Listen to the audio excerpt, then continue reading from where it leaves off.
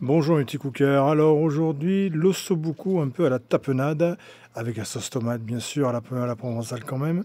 Donc on prend des beaux ossobuco, vous demandez à votre boucher des morceaux de veau d'ossobuco, donc nous on va en faire pour beaucoup, hein. Donc vous adaptez, hein, on compte à peu près 2 beaux morceaux par personne, parce qu'on a quand même un bel os au milieu, et puis on est gourmand, donc on en profite. Donc voilà, moi je vais saler bien et poivrer avant de les faire dorer déjà un petit peu, avant de les mettre en cuisson après au four, parce que là je vais les cuire au four. Je vais pas les cuire dans une cocotte ou machin, je les cuis au four, tranquille, comme ça ils restent bien plats. Ils sont pas, vous voyez, ils sont pas bougés, tout ça, ils restent parfaits. Donc je fais bien revenir des deux côtés mon ossobuco dans de l'huile bien chaude et une poêle bien chaude. Voilà. Et ensuite, je les mets dans un plat qui va aller au four. Donc vous comptez 2 par personne. En plus, des fois, vous avez un plus gros os au milieu, donc il faut vraiment compter 2 bons morceaux par personne. Donc là, moi, je vais mettre tous mes ossobuco, hein, j'ai une vingtaine de portions, donc je vais prendre des plaques. Ensuite, je récupère ma poêle où j'ai fini de faire rôtir ma viande. Vous mettrez un bel oignon, et vous faites revenir avec les sucs et tout de la cuisson. Et je vais déglacer avec du vin blanc. Voilà. Et comme ça, on récupère tous les sucs qui ont marqué la poêle avec la viande, qui va donner du goût à notre ossobuco. Voilà, donc une fois qu'on est bien dessus, hop, on met les oignons.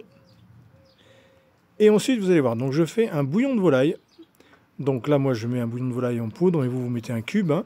Vous mettez un bon litre d'eau ou un demi-litre, selon la quantité que vous avez. Je mets bien de la sauce tomate.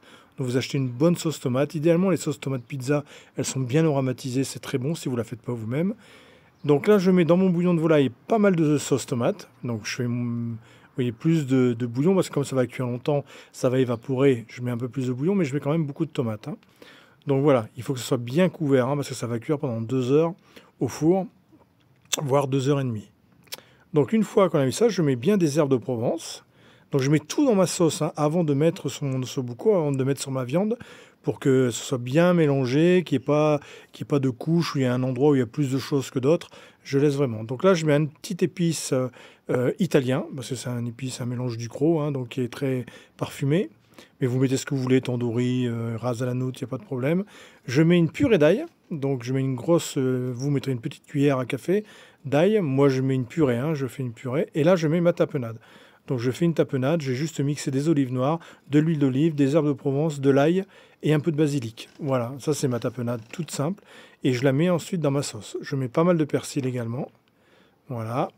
Donc vous mettrez une grosse poignée, une grosse cuillère à soupe pour 4 personnes, hein, à peu près, hein. Vous évaluez selon la quantité que vous avez, hein, bien évidemment.